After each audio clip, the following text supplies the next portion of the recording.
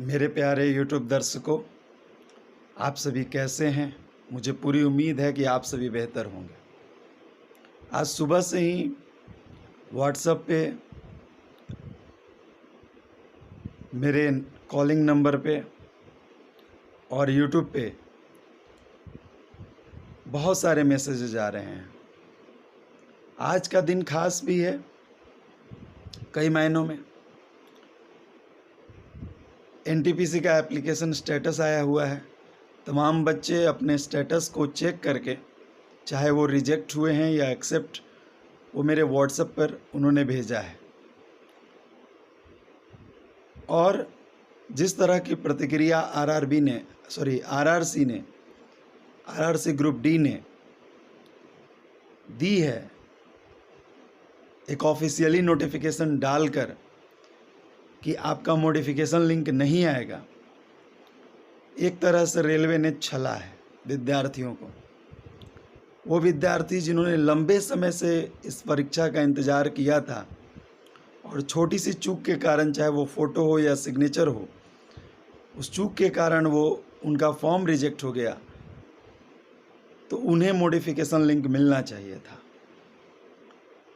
और कहीं ना कहीं आरआरसी पे दबाव भी बना था, जिसको लेकर ईमेल तक की बात हुई थी, लेकिन बाद में इसे ठंडे बस्ते में डाल दिया गया।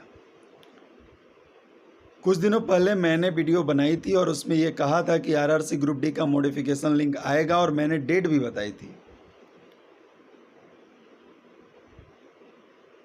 और जो मेरे पास डेट आई थी वो कंफर्म डेट थी। आरआरसी की मीटिंग में ये तय हुआ था, और रेलवे की मीटिंग में, एक महत्वपूर्ण बैठक में, ये तय हुआ था कि आपके आरआरसी ग्रुप डी का मॉडिफिकेशन लिंक आएगा। लेकिन कुछ दिनों बाद ही पता नहीं रेलवे को क्या सूझा, रेलवे के चेयरमैन को क्या सूझा, रेलवे बॉडी को क्या सूझा, कि इन्होंने एक ऑफिशियली नोटिफिकेशन जारी किया आनन फानन में। और वहाँ पे सबसे पहली गलती तो इन्होंने वो की, इन्होंने CBT1 और CBT2 दोनों को शो किया, जबकि ऑफिशियल नोटिफिकेशन में साफ साफ लिखा हुआ है कि CBT2 बहुत ही इमरजेंसी कंडीशन में लिया जाएगा। हालांकि ये राइट्स है आरआरसी ग्रुप डी का और कंडक्टिंग एजेंसी का, लेकिन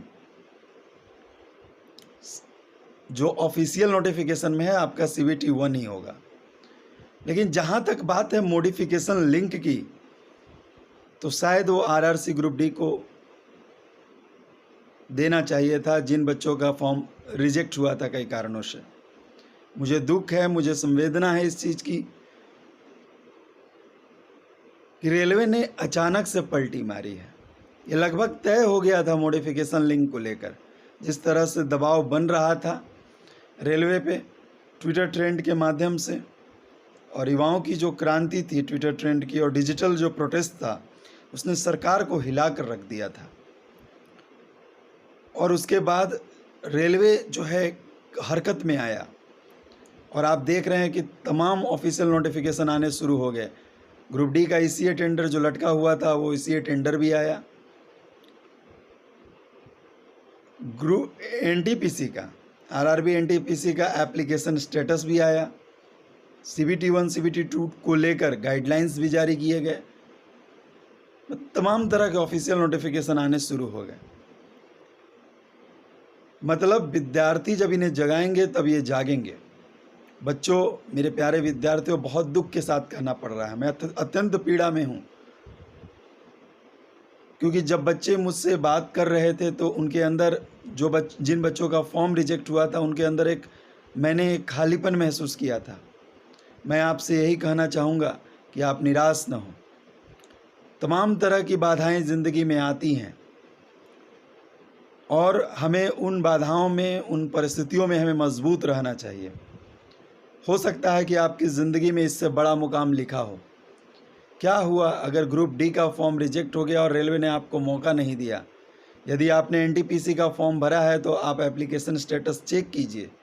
यदि आप उसमें सिलेक्टेड हैं तो बहुत अच्छी बात है, यदि रिजेक्टेड हैं तो भी कोई गल नहीं। आप हिम्मत मत हारिए। थॉमस अल्वा एडिसन ने 200 बार 199 बार बल्ब के आविष्कार के समय असफलता प्राप्त की थी और 200वें बार में जाकर उनको सफलता प्राप्त हुई थी। मानता हूँ आपने बहुत ही पैसेंस रखा है, इतने लंबे समय से परीक्षा का इंतज़ार किया, फिर आपका फॉर्म रिजेक्ट हुआ, आप आस में लगे रहे कि मॉडिफिकेशन लिंक आएगा। बीच में बच्चों ने दबाव भी बनाया था, ईमेल को लेकर क्वेरी भी आई हुई थी, लेकिन आरआरबी अचानक से पलटी मार गया, आरआरसी अचानक से पलटी मार गया और उसने ऑफिशियली नोटिफिकेशन निकाल कर क्लियर कर दिया कि आपका कोई भी मॉडिफिकेशन लिंक नहीं आएगा। और जिन बच्चों का फॉर्म रिजेक्ट हो गया है वो रिजेक्टेड है, अब वो परीक्षा में नहीं बैठ पाएंगे। लेकिन आपको हिम्मत नहीं हारनी है मेरे प्यारे विद्यार्थियों, आपको अपनी हिम्मत बनाए रखनी है। हिम्मते मर्दा तो मददे खुदा। देखिए, मैं खुद बोल रहा हूँ, ये खबर मुझ तक थी कि आरआरसी ग्रुप डी का मॉडिफिकेशन लिंक आने वाला है। लगभग मीटिंग में ये बात भी हो चुकी थी, लेकिन पता नहीं रेलवे को क्या सूझा, अचानक से उसने पलटी मारी और इस तरह की स्थिति आ गई।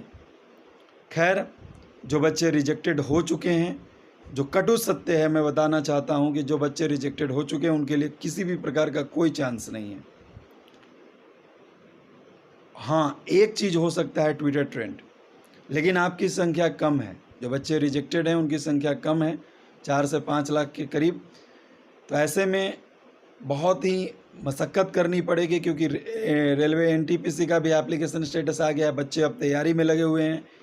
ऐसे में सभी बच्चों का समर्थन एक साथ नहीं हो सकता है।